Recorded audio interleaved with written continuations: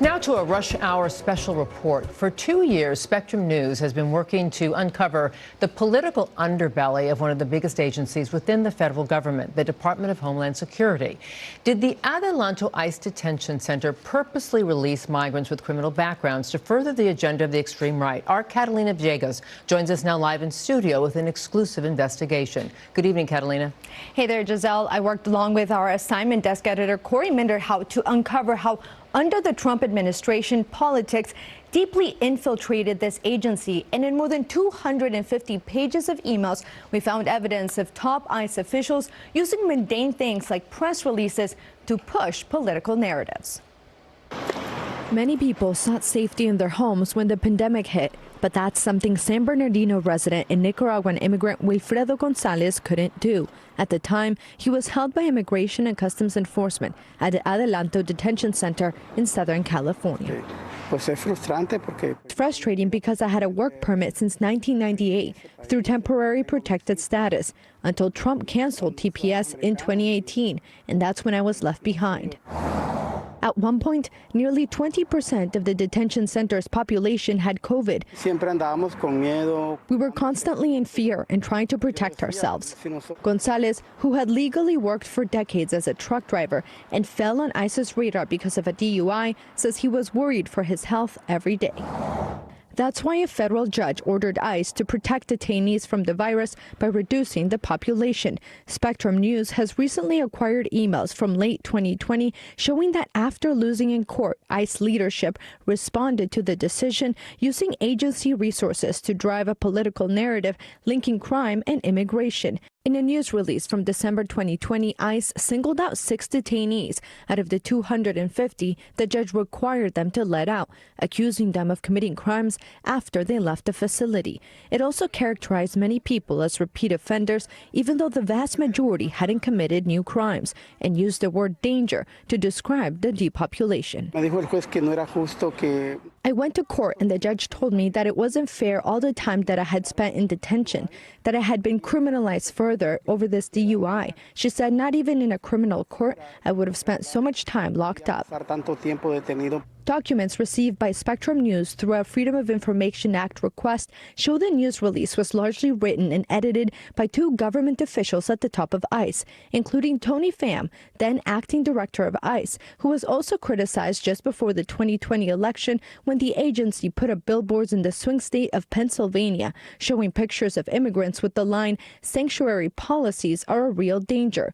He corresponded regularly about the news release along with John Feary, then senior advisor to the director, who praised the news release as, quote, a significant indictment of court-ordered releases.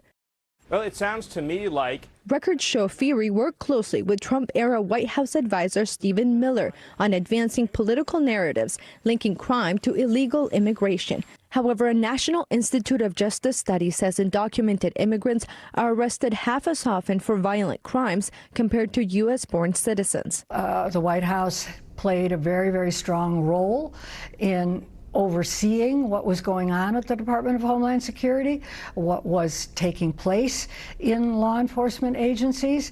Doris Meissner served under former President Bill Clinton as commissioner of the U.S. Immigration and Naturalization Service, a precursor agency to ICE. She works at the Migration Policy Institute in Washington, D.C., and says the Trump administration's use of 8 different acting directors without Senate confirmation left civil servants vulnerable to political overreach. Anybody in that position did not have any real standing to push back. The whole situation surrounding this issue that you're looking at is one that was absolutely not the way in which the federal system is supposed to work. requiring foreigners to respect. Feary also praised the news release for its, quote, indictment of ICE's alternatives to detention, a program that supervises some migrants through ankle monitors and other technology. Meissner says it's unusual for ICE's leadership to publicly criticize its own program. It isn't typically what people who are responsible for an agency's work would do. They're destroying the blood of our country. That's what they're doing. Former President Trump frequently links crime and immigration at his rallies, and Fury told the New York Post he's sure he would be involved in efforts to sharply increase deportations if Trump is re-elected. Both Fury and Miller contributed to Project 2025, a policy blueprint that calls for replacing thousands of federal civil servants with political appointees, greatly reshaping and further politicizing the federal government. Fury's current employer, the Center for Immigration Studies, is designated as a hate group by the Southern Poverty Law Center, a distinction the group sued over but ultimately lost in court. Prosecuted for. We asked Fury about his criticism of the Georgia's order and the alternatives to detention program. He said, quote, "Under the Trump administration, ICE took public safety and transparency seriously and knew the judge's order to release criminal aliens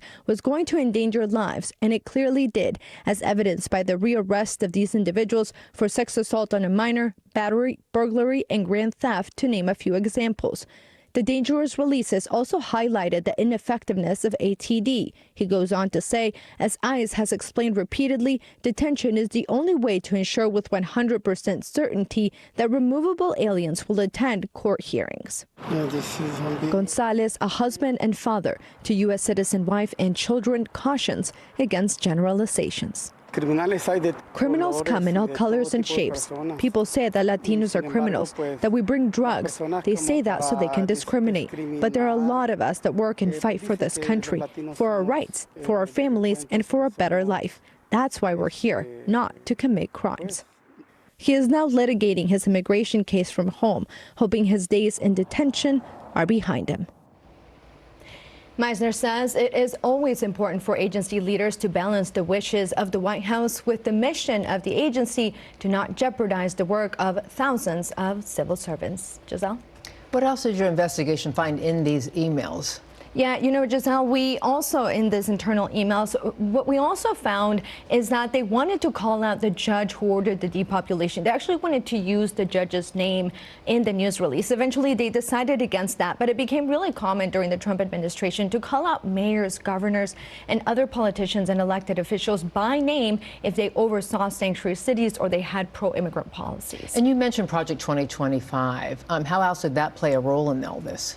Yeah, you know, the Heritage Foundation, which is a conservative think tank in Washington, D.C., has been working for years on this kind of conservative playbook that would bring about a lot of changes to the government. And one that has a lot of folks worried, really, is the brain loss that would happen when thousands of civil servants in government positions would be forced out when the roles transitioned into political appointee positions. And that would have the effect of further politicizing these agencies, which could further erode Americans' trust in their institutions.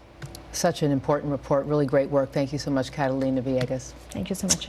Thank you for watching our YouTube channel. For more stories in your communities, click the subscribe button right here. You can also download our app or watch us on TV for the latest information, balanced coverage, weather updates every 10 minutes, and more. We'll see you then.